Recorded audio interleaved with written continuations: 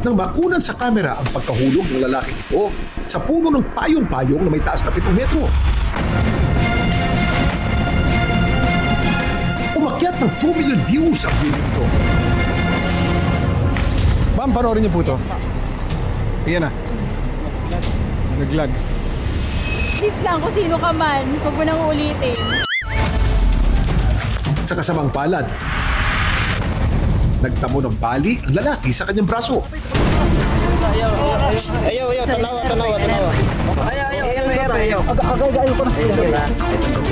Pero paano nga ba nahulog ang lalaki?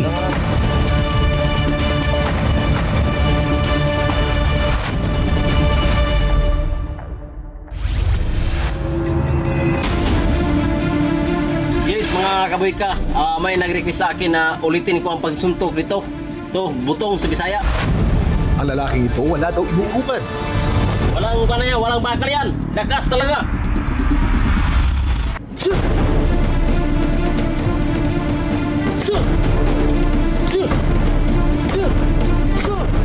Kita nyo naman, kahit ang matigas na buko, wasak kung wasak.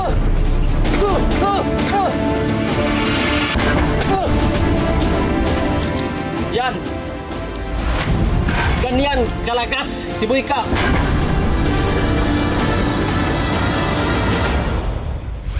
Sa tingin mo, sir, kayang buksan sa pamamagitan ng kamao itong buko? Pag malakas ang pulso. Sample nga, kunyari lang. Okay. Wap! Di ba? Hindi ko na tinali kasi para makita raw kung kaya ba ni Boyka na basagin. Pagmastang mabuti ang video na to. Walang bakal yan. Dakas talaga. Sa isang iglap, ang buko na hawak ng lalaki agad-agad mawawasak sa mga suntok niya.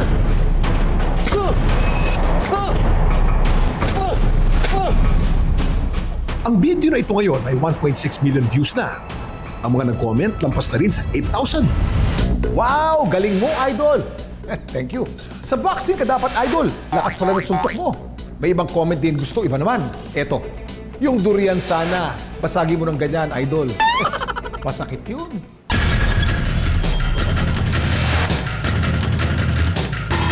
Ang nag-alapakyaw sa video, nakita namin sa San Luis, Agusan del Sur. Siya si Marwin Cristota alias Boyka, 34 na taong gulang. Unang tanong, Boyka, boksingero ka ba?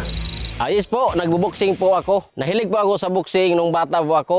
12 years old, nagsimula akong magboxing sa mga barangay-barangay kung saan yung pista at doon nagsimula ang aking pagiging boxer. Ayun naman, kaya pala niya nagawa ng one thing. Pagbasag ng buko gamit ang kanyang kamao. Naisipan ko pong boxingin ang buko kasi i-content ko lang po para gawing challenge na kaya kong basagin ang buko. Content creator din ang boksingerong si Boyka at ang madalas niyang ibita, ang pagpapamalas niya ng aking lakas. Mga nag-uminsan! Dito!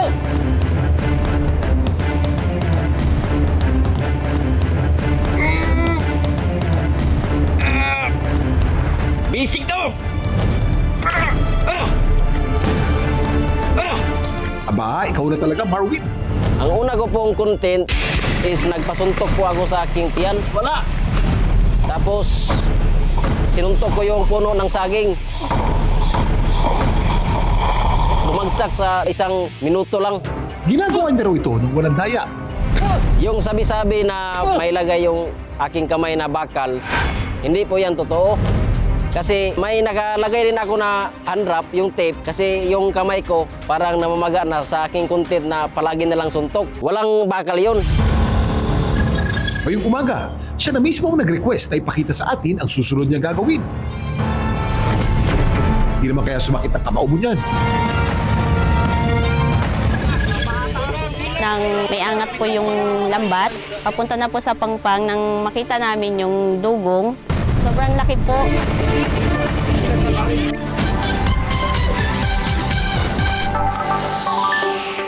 Kamangha-mangha at kahanga-hanga, pinusuan si Nair Community sa interes ng online universe. Pero bakit nga ba nag-viral ang mga videong ito? Samahan niyo akong himayin at alamin ang mga kwento sa likod mga viral video at trending topic dito lang sa... At dapat kayo rin. Noong Nobyembre sa Palawan, isang dugong ang nasadlak sa Pampang.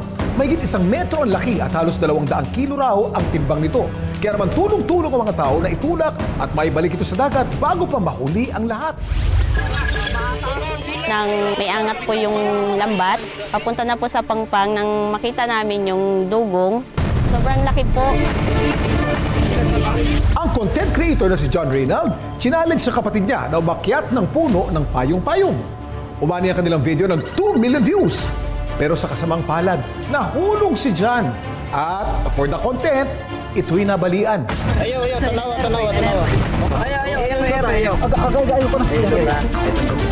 Pero paano nga ba nahulog ang lalaki? Aksidente nga kaya ang nangyari? Kung walang itak o bolo, paano niyo bubuksan ang isang buko?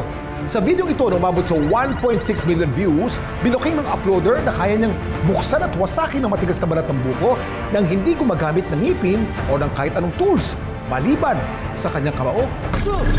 Kita nyo naman, kahit ang matigas na buko, wasak kung wasak. Bukod sa paglalagay ng tape sa kanyang kamao, si Marwin o alias Boyka, wala na raw iba pang preparasyon tuwing ginagawa niyang pagboxing sa iba't ibang bagay. Ang lagas ko po sir ay sanay po ako sa bigatan ng mga trabaho dahil po mahirap ako at yung mga pinapasan ko ng mga produkto. Sa usaping punching force, ang average person may lakas na 120 to 150 PSI or pounds per square inch. Ang trained boxer o martial artist merong 600 to 1,000 PSI. Dami mong alam, Kuya Kim! At kasama pa rin natin si Dr. Hubert, isang rehabilitation doctor. Ano-ano mga factor, Doc, para lumakas ang suntok ng isang tao? We have to understand, yung mga boxers na yan, they undergo training, extensive training. So hindi lang basta-basta sumuntok ka, lalakas ka na.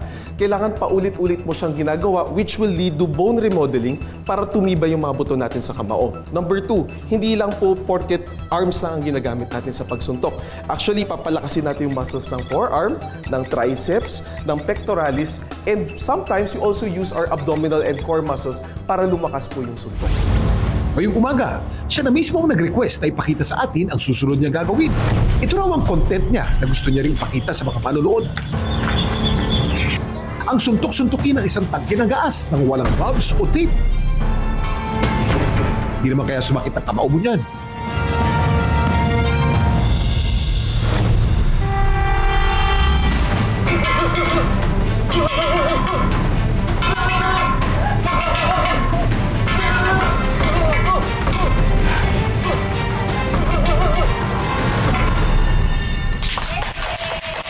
Masakit siya talaga.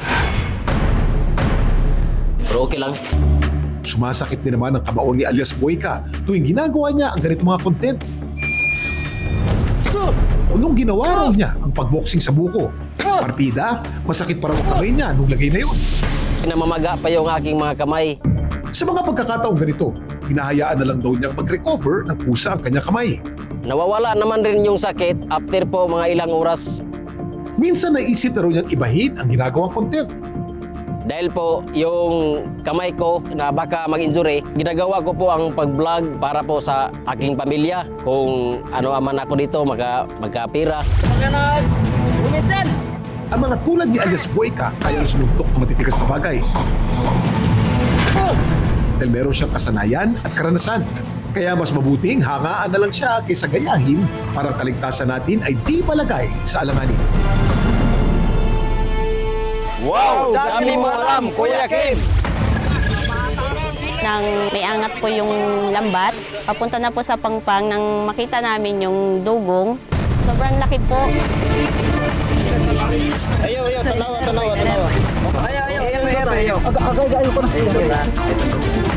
Paano nga ba nahulog ang lalaki? Aksidente nga kaya ang nangyari?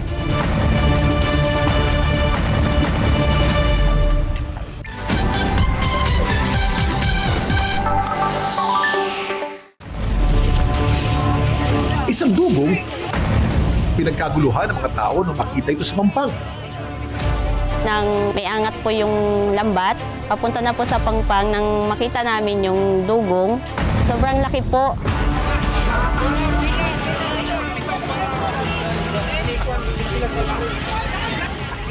Mabuti na't buhay pa yung dugong. Ang mga dugong kasi hindi ito isang isda. Kahit matagal ito nasa lupa, nakakahinga ito dahil ito isang mamal. Pero pag masyadong matagal ito sa lupa, ito'y mamamatay din. Ang dami mo alam, Kuya Kim. Bago natin alamin ang kwento sa likod ng video, gaano nga ba kakilala ng mga Pinoy ang dugong? Natatanong ko sa inyo, halika. Alam ba kung anong klaseng hayop yan? Hippopotamus? Hindi. Anong tunog na ginagawa ng dugong? Tunog drums. Ula sa ula ko lang. Paano? Tug, tug, tug, tug, tug. Ikaw, anong tunog? Wala akong sarili. Alam ba tunay na tunog ng dugong? Parang tunog ng takuri, parang tunog ng ibon. Yung ano, yung kumukulo. Tweet, tweet, tweet, tweet. Pag kumukulo ng tubig,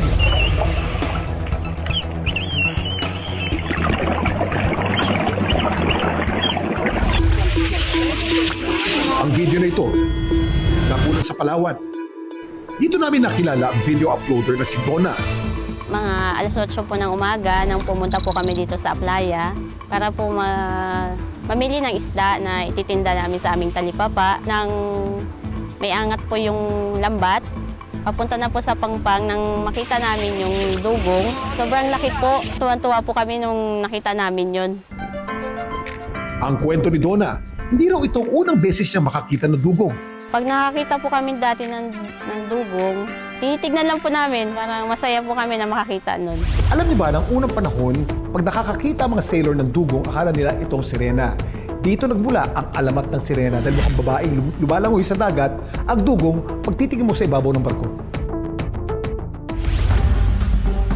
Pinapanood namin sa eksperto ang video para malaman kung bakit nga ba ito napadpad sa Pangpang. Normally, hindi sila dapat nakakaahon ng ganong kalayo sa Pangpang. Dahil sila naninirahan doon sa maraming seagrass and usually sa shallow water. Maaari lang silang makarating doon sa Pangpang kung mahuli sila ng lambat or nakapasok sila sa tidal pool. Ang mga dugong ay marine mammal na strictly herbivorous o talagang halaman lang ang kinakain. Matatagpuan ang mga ito sa warm coastal waters mula sa East Africa to Australia, including the Red Sea, Indian Ocean, and the Pacific. Dati, natatagpuan ang dugong sa maraming area sa buong Pilipinas. Pero nagkaroon ng malalang decline noong 1970s dahil sa development of coastal areas, incidental catches in gill nets, dynamite fishing, polusyon at natural disasters na nakakasira sa maraming seagrass na siyang pangunahing food source nila. Balikan natin ang video ni Donna. Ang dahilan pala kung bakit binubuhat ng mga tao ang dugong ay dahil ibabalik nila ito sa dagat. Okay naman po siya, wala naman pong sugat. Kung ano mang nakita namin, wala naman po.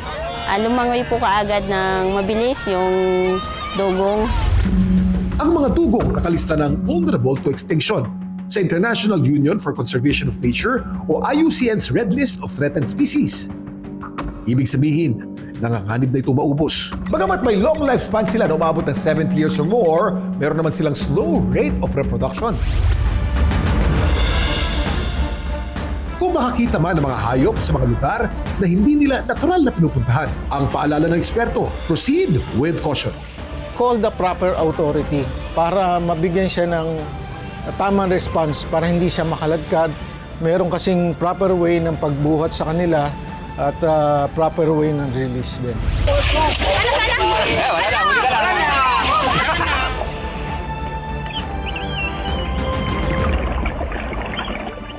Ayaw, tanawa. Paano nga ba nahulog ang lalaki? Aksidente nga kaya ang nangyari?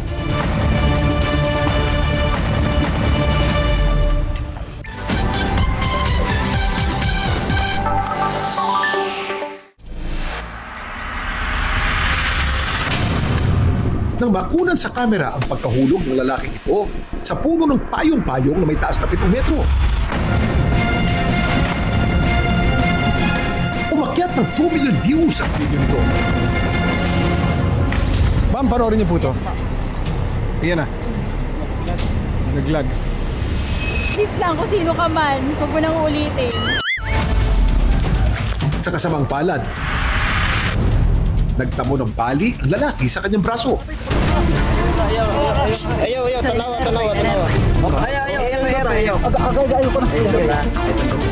Pero paano nga ba nahulog ang lalaki?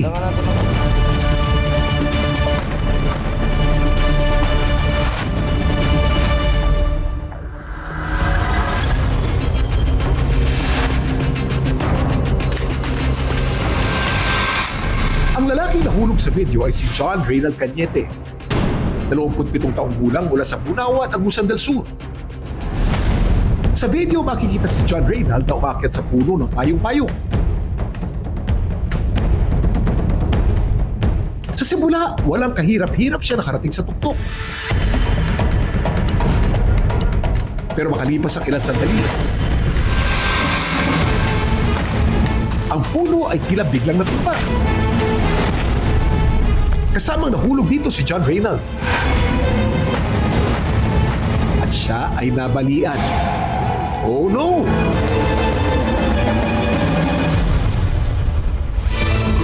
Alam niyo bang ang adult human ay may 206 bones sa katawan? Ang longest at strongest bone ay ang femur o thigh bone na may sukat na 19 to 20 inches o singlaki ng isang computer monitor. Pero ang lahat ng buto natin ay 15% ng ating body weight. Ang dami mong alam, Kuya Kim. Alamin naman natin ang totoong kwento mula kay John Reynald. John Reynald, ano nangyari?